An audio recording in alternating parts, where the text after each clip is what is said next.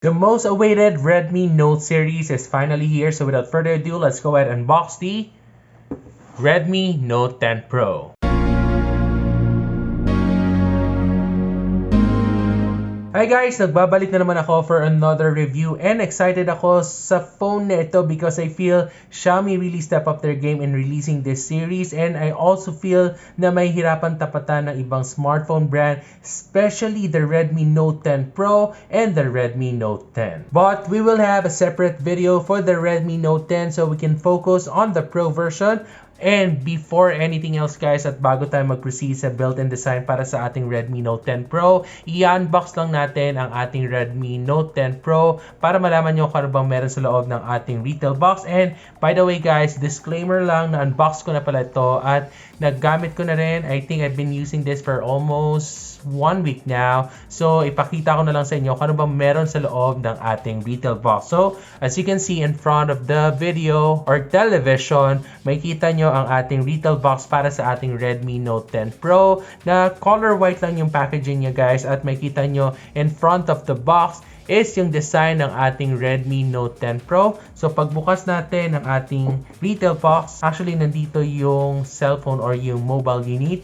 So sa pinakaloob ng ating box, we actually have a small box here that contains the SIM pin ejector. And sa loob ng ating small box, we have the user guide manual and the warranty card, and also the free jelly case for the Redmi Note 10 Pro. And sa ilalim ng ating retail box, we have the 33 watts fast charging and the USB Type A to USB Type C na cable.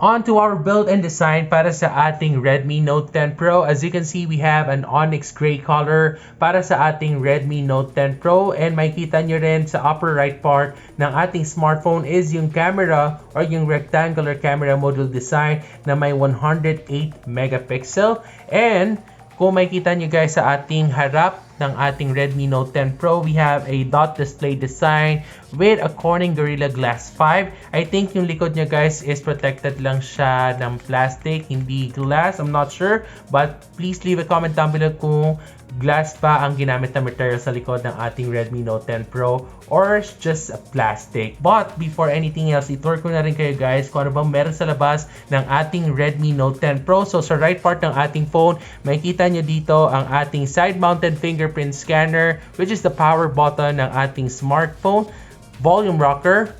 Sa left part naman guys, we have a SIM tray here, and yung SIM tray niya houses with 2 nano SIM card slot and a micro SD slot. Upper part ng ating phone, makita nyo dito ang ating 3.5mm headphone jack, speaker grill, microphone, and we have an IR blaster. Sa lower part naman ng ating phone, we have another speaker grill, USB Type-C port, and the microphone. Isa talaga sa mga rason why you will buy the Redmi Note 10 Pro because of the display ng ating smartphone. We have a 6.67 inches AMOLED display with 395 ppi density, 20:9 aspect ratio, HDR10, 1200 nits brightness, and the most amazing thing about the display para sa ating Redmi Note 10 Pro, we have a 120Hz screen refresh rate, which is really amazing guys. I think na-amaze talaga ako nung nalaman ko na meron tayo 120Hz refresh rate para sa ating Redmi Note 10 Pro. And not just with this phone guys,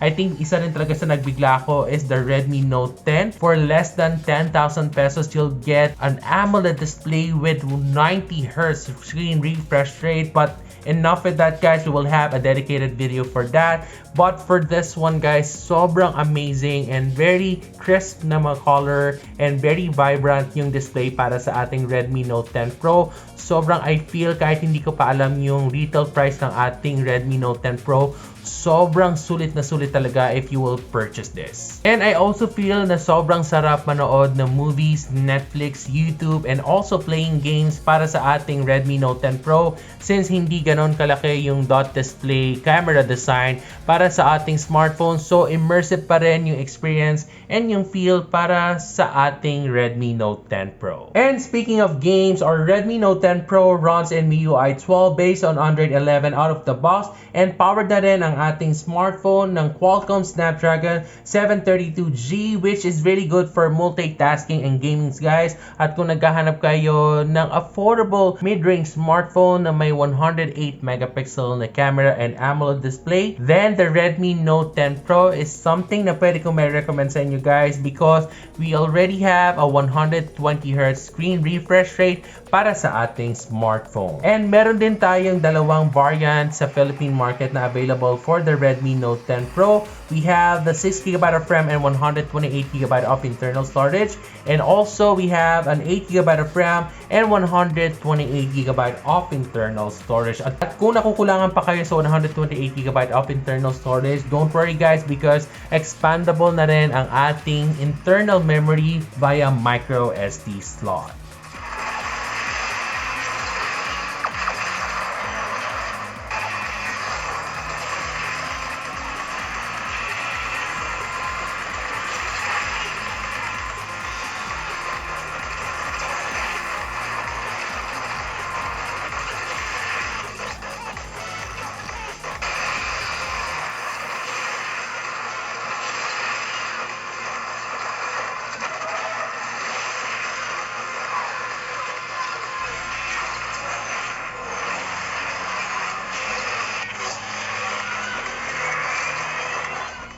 Our Redmi Note 10 Pro is now equipped with 108 megapixel camera wide, 8 megapixel ultra wide, 5 megapixel macro, 2 megapixel for depth sensor, at para sa front or yung dot display camera design para sa ating Redmi Note 10 Pro, we have a 16 megapixel with f2.5 aperture wide camera. And here's the sample shot taken using the Redmi Note 10 Pro.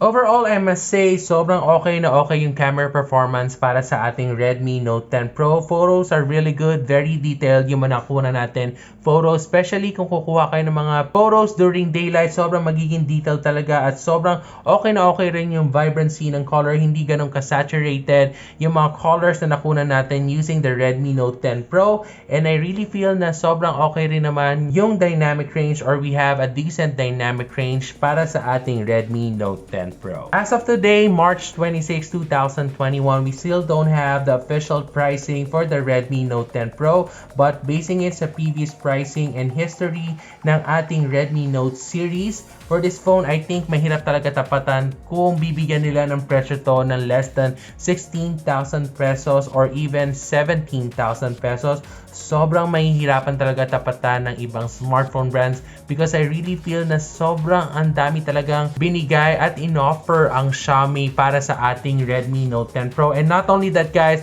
and before I forget, we also have a 33 watts fast charging na kasama sa ating Redmi Note 10 Pro. So in less than 2 hours or 1 hour and 30 minutes, you will get 100% battery capacity para sa ating Redmi Note 10 Pro. So that's it for my unboxing review para sa ating Xiaomi Redmi Note 10 Pro. So what do you think of this phone, guys? Bibilhin mo ba siya once officially i-release na ang phone na ito sa Philippine market? So leave a comment down below and let me know your thoughts about this phone. At kung gusto nyo malaman ang official pricing for this phone, make sure to subscribe to my channel and tap the bell icon para ma-i-update ko kayo kung magkano nga ba ang magiging official pricing para sa ating Redmi Note 10 Pro. So once again, this is Wax from Wax Tech channel. Have a great day, guys. Bye, guys.